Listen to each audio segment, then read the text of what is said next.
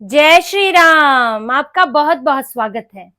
21 जुलाई से संसद सत्र शुरू होने वाला है और उससे पहले सत्ता पक्ष और विपक्ष की तैयारियां शुरू हो गई है और बैठकों का दौर जारी है। एक बैठक एनडीए की भी हो रही है जिसमें विपक्ष की रणनीति का तोड़ निकाला जा रहा है। अपनी रणनीति तैयार हो रही है कि किस तरह से गतिरोध को दूर किया जाएगा, दबाव की जो इनकी राजनीति है उसको फेल किया जाएगा। ये सारी रणनीति तैयार हो रही है, कैसे बचाव है, कैसे घेराव करना है।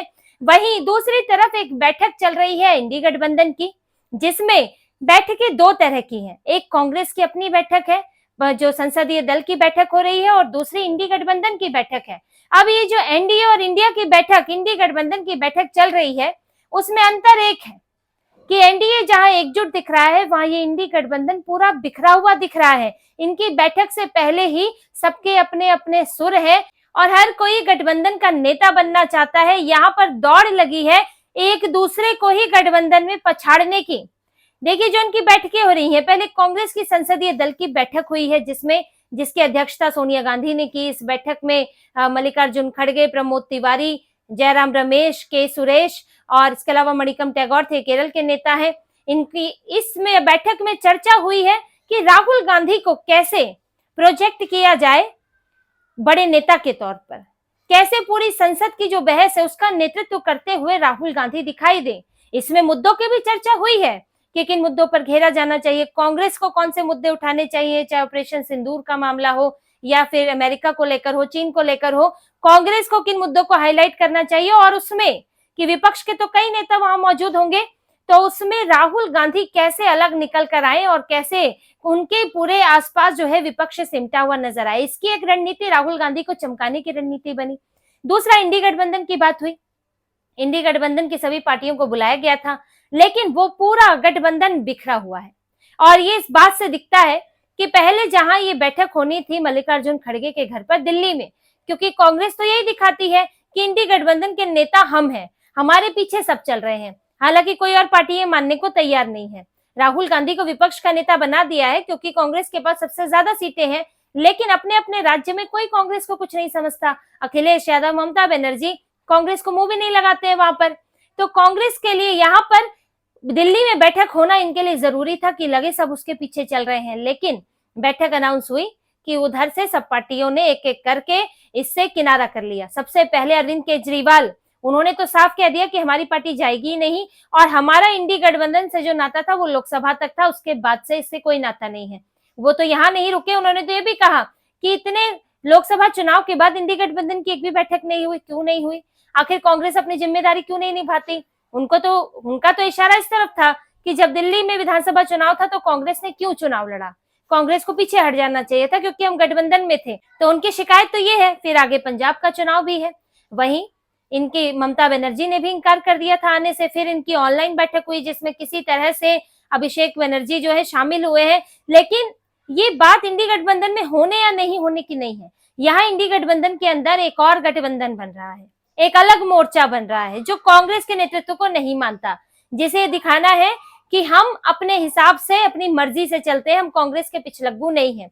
उसमें अरविंद केजरीवाल है, अखिलेश यादव है, ममता बनर्जी है और इन दोनों ने तो खुलकर जाहिर भी कर दिया। ममता बनर्जी तो बार बार चुनौती देती है कि इंडी गठबंधन का नेतृत्व राहुल गांधी कांग्रेस नहीं कर रहे हैं, उसका नेतृत्व मैं कर सकती हूँ, वो तो कई बार कह चुकी है। और इसके पीछे वजह भी ये है, इन राज्यों में आने वाले चुनाव, देखिए पंजाब में चुनाव है जहां कांग्रेस से है सामना सीधे आम आदमी पार्टी का, आगे चल के बंगाल में चुनाव है, वहां भी पश्चिम बंगाल में भी ममता बनर्जी और कांग्रेस का एक ही वोट बैंक है, तो कांग्रेस चुनौती बन जाती है ममता बनर्जी के लिए।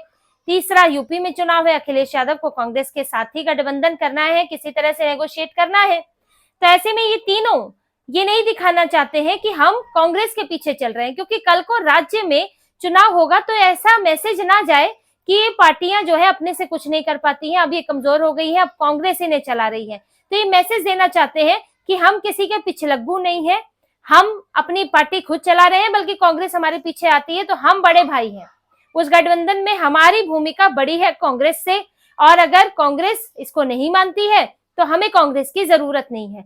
ये एक मैसेज देना चाहते हैं। इसीलिए सबसे ज्यादा जो है आम आदमी पार्टी को समस्या हुई है, क्योंकि अगला चुनाव वहां पर है और फिर पश्चिम बंगाल में तो अभी हाल ही में अगले साल ही चुनाव है।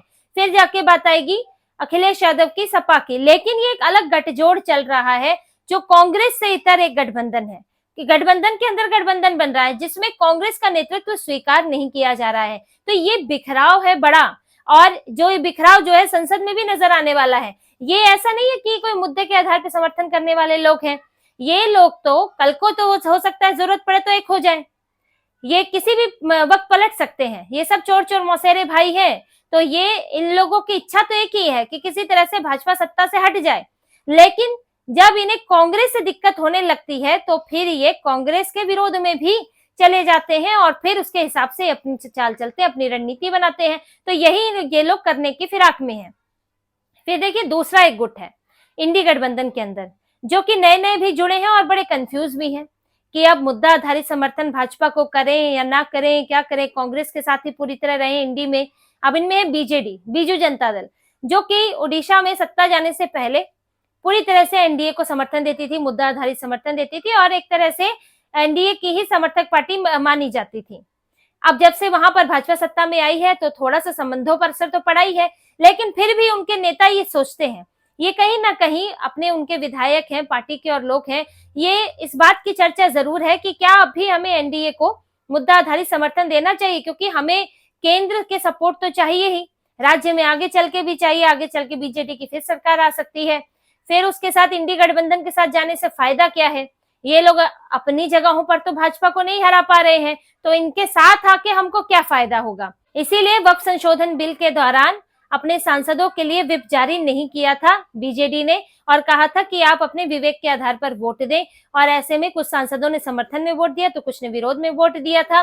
तो यहाँ पर पूरी तरह से वो एनडीए के खिलाफ, भाजपा के खिलाफ नहीं दिखती है, और अगर वो भाजपा के खिलाफ पूरी तरह नहीं है तो यानी कि इंडी गठबंधन के साथ भी पूरी तरह नहीं है। तो इनका जो ये इंडी गठबंधन जो ये दिखाना चाह रहे हैं कि हम एकजुट हैं, हम ऑल पार्टी मीटिंग एक तरह से करना चाह रहे हैं, तो ये इसमें सफल नहीं हो पा रहे हैं। फिर ऐसी एक पार्टी है वाईएसआरसीपी, जगन मोहन रेड्डी की पार्टी आंध्र प्रदेश में।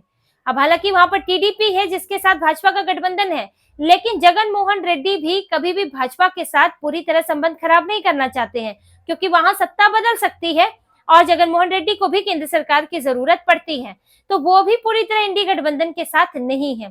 तो ये जो इंडी गठबंधन और कांग्रेस सोचती है कि हम ऑल पार्टी मीटिंग करा के अपने नेतृत्व में हम एकजुटता दिखाएंगे विपक्ष की, और विपक्ष किसके नेतृत्व में एकजुट है, कांग्रेस के।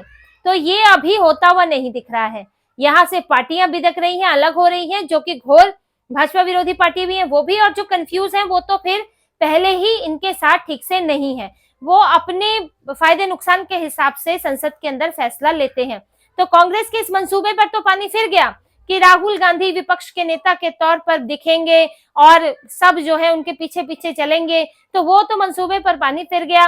कांग्रेस के नेतृत्व में कोई बैठक नहीं हुई, ऑनलाइन बैठक हो रही है जिसमें अभिषेक बनर्जी अंतिम में हाथ पैर जोड़ के किसी तरह उनको तैयार किया गया कि यहाँ से केजरीवाल भी चले गए, फिर यहाँ से ममता भी चली जाएंगी, तो बचेगा कौन, बड़े प्लेयर्स है कौन, बड़ी पार्टियों में तो यही है। अब यहाँ केजरीवाल जिनके पास 2 राज्य थे, यहाँ से ममता बनर्जी, अखिलेश यादव, यहाँ से राजद है। अब राजद तो इस वक्त चुनाव ही साथ में लड़ रही है, महागठबंधन की पार्टी है। तो ये पूरा कांग्रेस के मंसूबे जो है वो पूरे नहीं हो पा रहे हैं। फिर इनके जो जिगरी दोस्त हैं उनके साथ भी समस्या आ रही है, जैसे NCP SP Sharad Pawar confuse है, वो कभी इनके साथ खड़े हुए दिखते हैं तो कभी जो है वो एनडीए के साथ, पीएम मोदी के साथ उनकी अच्छी बातचीत चलती है, और अजीत पवार के साथ विलय की बात भी आती है। अब शरद पवार की बेटी सुप्रिया सुले, उन्होंने ऑपरेशन सिंदूर पर कांग्रेस से अलग स्टैंड रखा, वो यहाँ तक कि डेलीगेशन के साथ भी गई थी, और उनकी और अजीत पवार के बीच में बातचीत भी चल रही है लोगों की पार्टी के विलय को लेकर, साथ आने को लेकर। तो ये भी पूरी तरह से इनकी भी स्थिति स्पष्ट नहीं है कि ये एनडीए विरोधी रहेंगे, भाजपा विरोधी रहेंगे। इन्हीं के ही राज्य की पार्टी है शिवसेना, यूबीटी उद्धव ठाकरे, उनकी स्थिति भी ऐसी है, क्योंकि उनकी स्थिति तो जो है उनके सांसदों की स्थिति, जब पिछली बार वो संशोधन बिल था तो उद्धव ठाकरे को 5 बार फोन करना पड़ा था अपने सांसदों को कि वो इसके विरोध में वोट दें। हिंदू विरोध में वोट दिलवाना चाहते थे, क्योंकि जमीनें तो सबसे ज्यादा वक्फ बोर्ड ने हिंदुओं की हड़पी है, लेकिन उनके सांसद नहीं चाहते थे, क्योंकि उनको दिक्कत होती है अपने राजनीति करने में, वो तो हिंदुत्व के एजेंडे के साथ आगे बढ़े हैं। अब जो उद्धव ठाकरे हैं उनका एजेंडा बदल गया है, वो बात की वो अलग बात है, लेकिन उनके सांसद भी कंफ्यूज है। तो यहाँ पूरी इंडी गठबंधन जो है वो कंफ्यूज लोगों का गठबंधन बन गया है, सब भ्रमित है कि करना क्या है। सब अपना अपना राग अलाप रहे हैं, कांग्रेस अपना ही राग अलाप रही है। और संसद सत्र के दौरान भी ये दिखने वाला है कि अगर वहां पर देखिए, अब आने वाला है वक्फ संशोधन बिल का ड्राफ्ट। वक्फ संशोधन बिल तो पास हो गया, अब ड्राफ्ट लाया जाएगा, उसमें नियम कानून होंगे, उसमें भी चर्चा होगी। तो उसके लिए भी सरकार की तैयारी है कि इसको भी पास कराया जाए, और वहां भी देखने को मिलेगा कि कितनी एकजुटता दिख रही है। दूसरी बात है कि अभी जस्टिस यशवंत वर्मा को लेकर भी महाभियोग चलाया जाएगा। भाजपा इस बार लाना चाहती है, कांग्रेस थोड़ा बैकफुट पर है क्योंकि मामला रिश्वत का है, नोट कांड का मामला है। तो कांग्रेस जो है पूरी तरह से समर्थन करती, विरोध नहीं कर सकती है यशवंत वर्मा के महाभियोग का। इसलिए कुछ कुछ आपत्तियां जताती है कि यशवंत वर्मा पर इतनी जल्दी कर रहे हैं, दूसरे मामलों पर जल्दी नहीं करते हैं, लेकिन आप विरोध नहीं कर सकते। तो कांग्रेस इसमें भी फंसने वाली है, समर्थन देना ही पड़ेगा। तो ये पूरी स्थितियां चल रही हैं संसद सत्र से पहले। तो अभी बड़ी डावाडोल स्थिति है इंडी गठबंधन की, और राहुल गांधी इसीलिए इंडी गठबंधन के नेता बनने वाले नहीं है, और इसी तरह से चलेगा। संसद सत्र अब शुरू होने वाला है, और भाजपा की भी, एनडीए की भी पूरी तैयारी है कि इनके सत्र को रोकने की साजिशों को, हंगामा करने की साजिशों को किस तरह से फेल किया जाएगा, और किस तरह से जो सरकार लाना चाहती है उसके लिए कैसे सहयोग और समर्थन लिया जाएगा। तो इसी तरह की और खबरें और विश्लेषण आपके लिए लाते रहेंगे। हमसे जुड़े रहिए, सब्सक्राइब कीजिए, कमेंट कीजिए। बहुत बहुत धन्यवाद। जय श्री राम।